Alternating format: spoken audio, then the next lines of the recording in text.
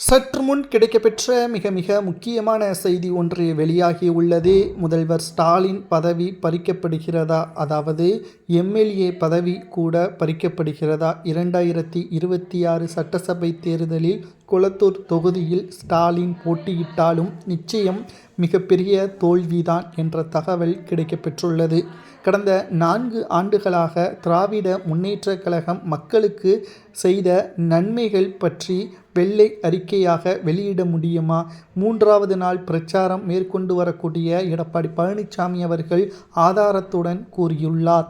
திராவிட முன்னேற்ற கழகம் ஒட்டுமொத்தமாக இந்த 4 ஆண்டுகள் ஆட்சி திமுகவின் வளர்ச்சிக்கும், திமுகவின் நிர்வாகிகள், அமைச்சர்கள், எம்எல்ஏக்கள் குடும்பத்தினர்களது சொத்துக்களை வளர்ச்சியடைய வைப்பதற்கு மட்டும்தான் இந்த 4 ஆண்டுகள் திமுகவின் ஆட்சியின் சாதனை. மக்கள் இன்று வரை, அதாவது அதிமுகவின் ஆட்சியில் இருந்ததை விட மிக மிக மோசமாக பின்னடைவை தான் சந்தித்துள்ளது.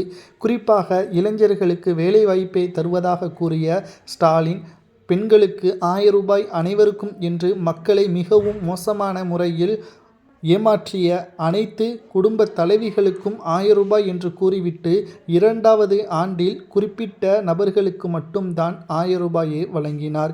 500 டாஸ்மாக்குகளை மூடுவதாக கூறிவிட்டு புதிதாக டாஸ்மாக்குகளை உருவாக்கியும் உள்ளார். அது மட்டுமல்ல, டாஸ்மாக் முறைகேடு வழக்கில் சுமார் 20,000 கோடி வரை மெகா ஊழலும் திமுகவின் ஆட்சியில் நடைபெற்று கொண்டிருக்கிறது.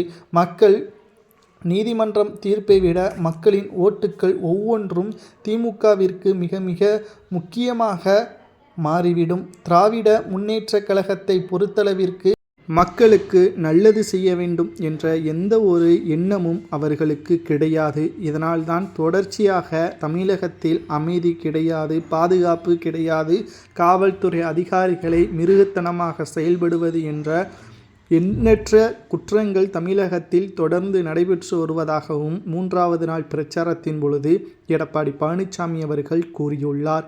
இனியும் மக்கள் பொறுத்திருக்க மாட்டார்கள்.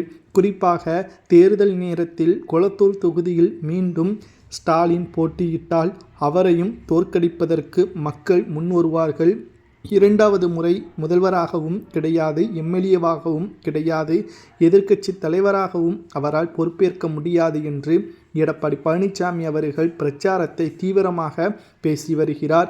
இன்னும் கிட்டத்தட்ட 9 மாதங்கள் இருக்கிறது. அதற்குள்ளாக திமுகவின் ஒட்டுமொத்த பித்தலாட்டங்களையும் மக்கள் மத்தியில் இந்த பிரச்சாரத்தின் மூலமாகவே முன்வைப்பேன் என்றும் கூறியுள்ளார்.